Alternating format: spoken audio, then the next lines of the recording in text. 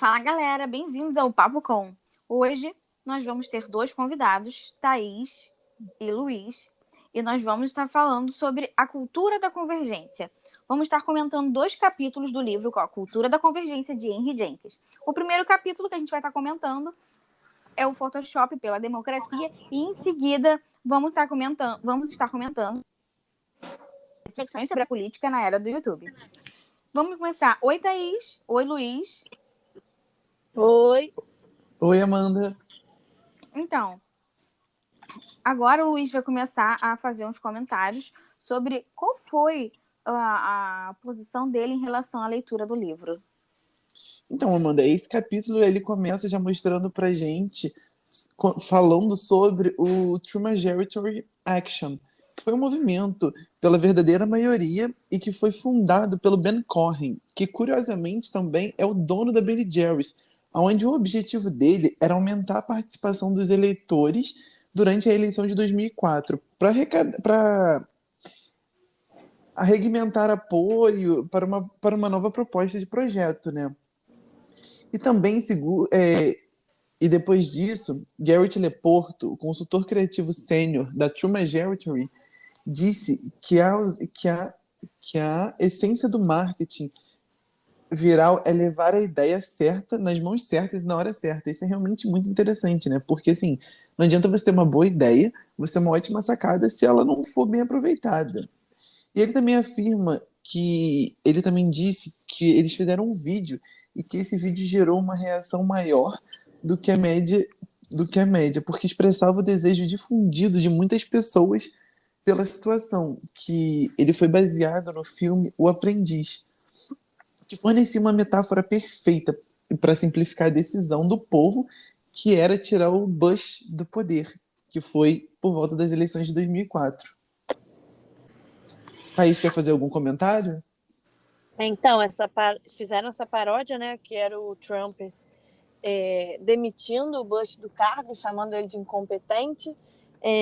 Isso, na verdade, foi uma estratégia, né, para a NBC poder processar eles, isso viralizar pelo mundo. Na época, a palavra não era viralizar, né, mas a intenção era essa, mas a NBC sacou essa jogada e aí não processou. Então, essa jogada não funcionou, mas a intenção deles era dizer que o povo poderia tirar o Bush do lugar, né? A política em si não poderia, mas o povo tinha essa força para fazer isso. E aí dentro falam, né, que a revolução não será televisionada. Ou seja, a televisão não vai fazer parte disso. De fato, né, Thaís? O Aprendiz, ele forneceu uma metáfora perfeita para simplificar essa decisão. Porque, afinal, como eles dizem no livro, né, eles não estão tratando de uma grande causa, com apontar alguém como o líder de um mundo livre. Eles estão apenas tentando demitir um sujeito incompetente. Exatamente. É por isso que a televisão decidiu não fazer parte desse movimento e nada foi televisionado. As emissoras concordaram em não transmitir porque feriu os princípios delas. Eventos como o Super Bowl também não permitiram que campanhas políticas ou alguma inserção política fosse feita, porque feria os princípios das empresas. Alguns blogueiros também aderiram a essa causa, né, das televisões e das emissoras de televisão e do Super Bowl, por exemplo, e também decidiram que não iam publicar. Na época não tinha Instagram, Facebook, a força que tem hoje, mas eles tinham blogs, né? E aí eles decidiram que alguns não iam fazer parte disso. E o mais engraçado é que as pessoas elas passaram a procurar sobre política por sites de blogueiros do que pela internet, porque eles começaram a perceber que o que a televisão passava tinha um filtro onde eles decidiam o que era interessante para eles mostrar e o que não era. Então, muitos cidadãos passaram a procurar tudo isso pelos blogs. E quando eles decidiram não fornecer mais essa informação, o pessoal não sabia mais onde. Uma situação bem complicada. Que a campanha pode ser formada pela internet, mas ela não pode, ela precisa de televisão para ganhar. Então, quando a televisão se recusa a passar isso, a única fonte de informação que o cidadão tinha, de fato, era a internet. E alguns blogueiros se recusavam.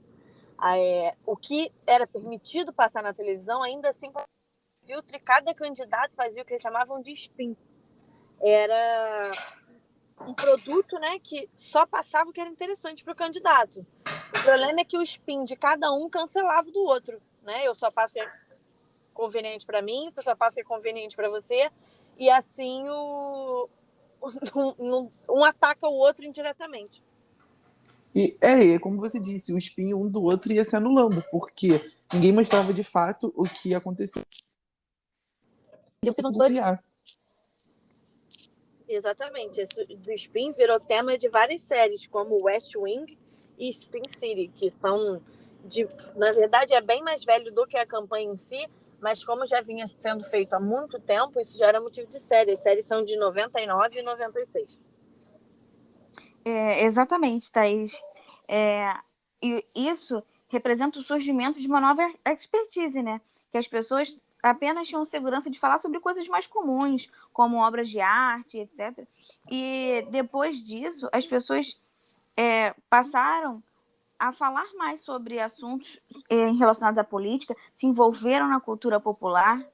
Sim, foram criados... Na verdade, existia era um blog, como se fosse uma comunidade, meetup.com, que pessoas que viam séries, viam filmes, apaixonados por... Ele dá o exemplo até do Senhor dos Anéis no livro. E do nada foi criada uma campanha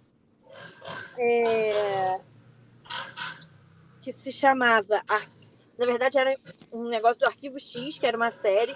Começou com os fãs querendo continuar a série ia acabar, e eles fizeram um protesto. E mostraram a força do blog na vida real, né? Porque isso atingiu muita gente. Depois eles começaram a usar esse site como forma de se manifestar politicamente. Foi tão grande a força, mas tão grande, que criaram uma nova plataforma chamada Move On, que fazia uma alusão, o nome, a seguir em frente, para largar a vida sexual do Bill Clinton, que na época estava em alta.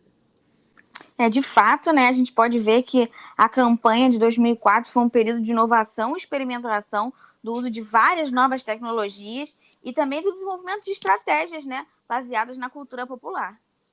Exatamente, mostrava que a internet estava chegando com força e que ia ser um grande aliado ou vilão na hora da votação, né? Ia ter grande influência. Exatamente, Thaís. Isso também linka com o próximo capítulo que a gente fala, né? Exato. Tá diretamente ligado ao YouTube, né? Que hoje em dia virou algo essencial na vida de qualquer pessoa. Na época não era tão forte, mas hoje em dia tem de videoaula como consertar seu carro no YouTube. Muito, muito forte na nossa cultura hoje em dia. Então, outro ponto muito interessante também desse capítulo que a gente leu foi o Brincando de Política no Alphaville, onde a linguagem da política, né, não era muito interessante para os jovens e para as crianças, e elas iam perdendo interesse pelo assunto e tudo mais. E aí, pessoas queriam inserir as crianças nesse meio, e aí eles tiveram uma ideia de tentar colocar as crianças para comandar um jogo virtual. E aí eles tinham, né, que era um jogo online, onde eles tinham que tomar uma decisão, até porque, de acordo com que cada político que ia ser eleito tinha uma campanha. Então ali eles começam no The Sims, um The Sims online, eles começam a ter 2 candidatos para eles votarem, e aí quem ganha a eleição de fato é o senhor presidente, né, que é o nome que ele usa no jogo, e ele ganha de uma diferença para uma menina de apenas 58 votos.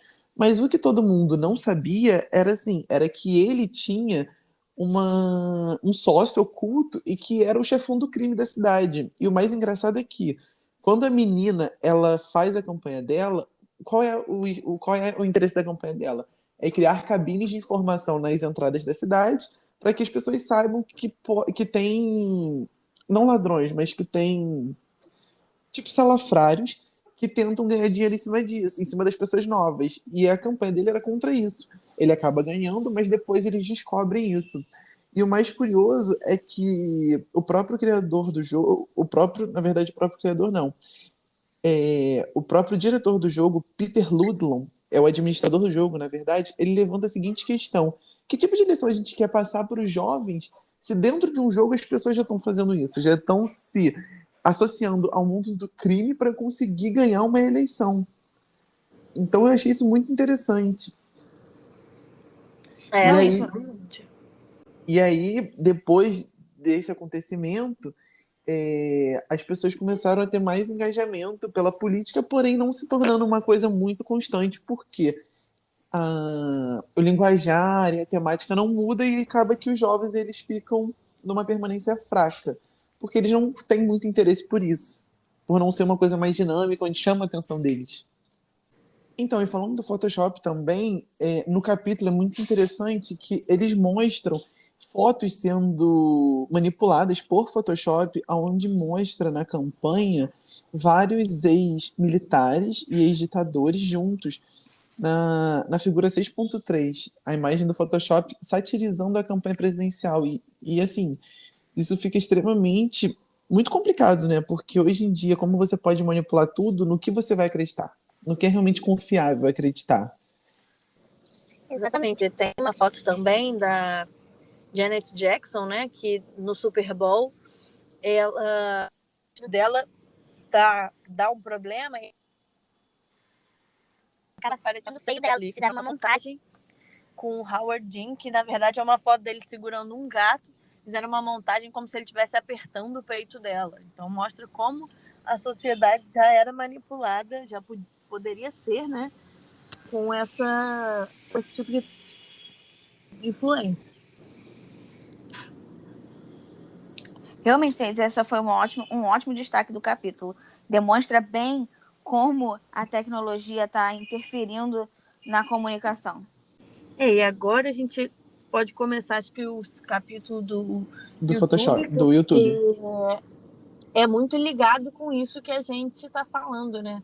As coisas podem ser manipuláveis tanto no Photoshop como em vídeo. Às vezes um ângulo muda toda a sua percepção do vídeo. E o YouTube hoje é a maior fonte de informação de vídeo assim que a gente tem, né?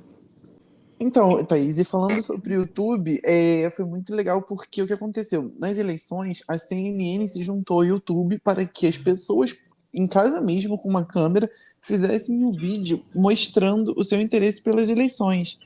Então, assim, foi bem interessante porque, assim, ninguém antes tinha feito e isso ficou extremamente legal. E aí, assim, pessoas começaram a fazer perguntas a candidatos porque eles queriam ter essa aproximação dos seus eleitores com seus candidatos.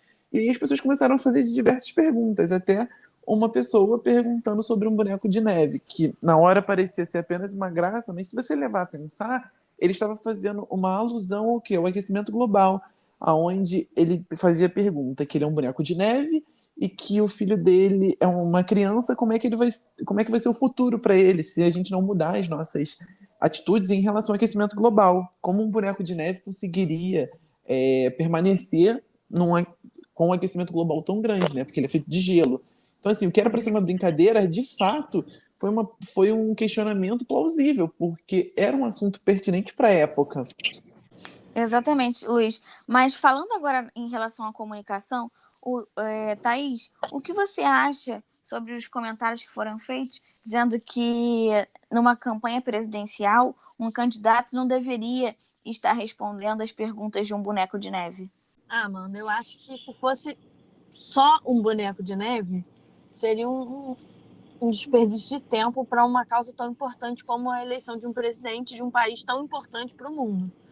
Mas ali estava envolvido muito mais coisa, né? Como o Luiz falou, era uma sátira ao aquecimento global. E aí cabia aos presidentes, aos candidatos à presidência, se colocar de uma forma que fosse em relação a esse tema, que a considerando que está em 2021, quase na metade, o aquecimento global estava bem menor do que é hoje, né? A incidência de raios UV, enfim, eram muito menores. Então, eles podiam ter um planejamento de combater isso para hoje não estarmos na situação que estamos. Mas não aproveitaram como deveria. Exatamente. Mas no capítulo mostra, né, que fazendo a escolha desse tipo de vídeo, a CNN acaba reforçando a velha ideia de que a internet não somente entretém, não oferece discussões sérias e reais. Isso, a CNN ela acaba querendo mostrar que o YouTube é apenas uma plataforma de diversão. A gente não pode levar em consideração o que as pessoas falam lá. Eles querem mostrar que apenas é uma opinião construtiva, uma opinião concreta, o que se passa na televisão. E a gente não sabe que é assim, até porque na internet, nas mídias paralelas, nas novas mídias, como eles falam mesmo, as pessoas não têm o filtro, entendeu? As pessoas podem falar o que elas realmente acham, como na TV não acontece, porque você tem um dono daquilo, entendeu? É uma empresa. Então você tem que fazer o que é de benefício para a empresa. Enquanto uma pessoa. São informações extremamente manipuladas, né? Sim, você tem que fazer de acordo com o que o empresário ou o dono vai se beneficiar. Enquanto na internet, não. Na internet você fala o que você acha de fato. Pois é. Nesse projeto da CNN, que foi apresentado no YouTube, na campanha política, muitas pessoas criticaram extremamente isso, dizendo que os vídeos que foram escolhidos para as perguntas, né, que foram passadas lá no debate, foram maquiados, porque eles assistiram os vídeos que foram enviados e escolheram demonstrações péssimas. Foram perguntas... Quando eram pessoas de fato falando, as perguntas eram muito supérfluas em relação à seriedade da campanha. E, de fato, quando o assunto foi sério, eles escolheram a apresentação do vídeo de um boneco de neve falando. Então, de fato, como eu disse, eles selecionam o que é de benefício para eles. Como no capítulo anterior já dizia, os blogueiros estavam aparecendo com maior frequência exatamente para isso, para quebrar esse paradigma de que só a televisão, só as mídias clássicas oferecem opiniões e conteúdos concretos. E não é bem assim. Né? E no final desse projeto da CNN, isso acabou estimulando as pessoas a gravarem outros vídeos falando sobre os assuntos de cultura popular.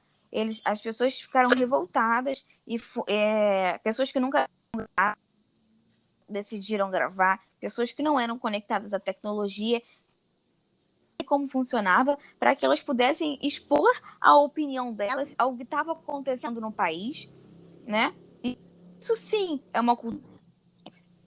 Sim. Até porque, se você deixa tudo em uma mídia só, a gente não consegue ter uma variação. A gente não consegue ter diversas opiniões, diversas colocações. A gente fica. Como é que eu posso dizer? A gente fica enclausurado somente naquele tipo de coisa. Exatamente. Acho que esse link, né, do YouTube com a televisão, apesar de não ter nessa campanha tanta seriedade, mostra muito como as mídias hoje se conversam, né?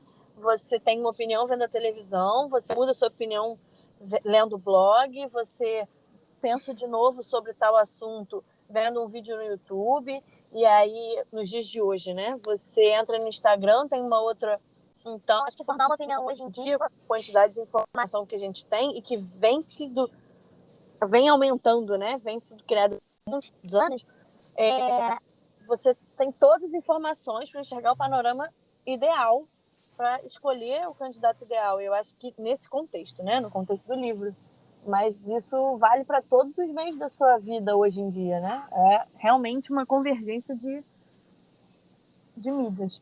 Então, Thaís Luiz, eu acho Outro trecho interessante desse capítulo para ser destacado foi a paródia feita pela Small Media Excel, que produziu um vídeo onde um comercial da Apple apresentava o PC como um gerente de meia-idade, barrigudo, e o Mac como um livre pensador moderno, uma imagem assim bem desconstruída, né?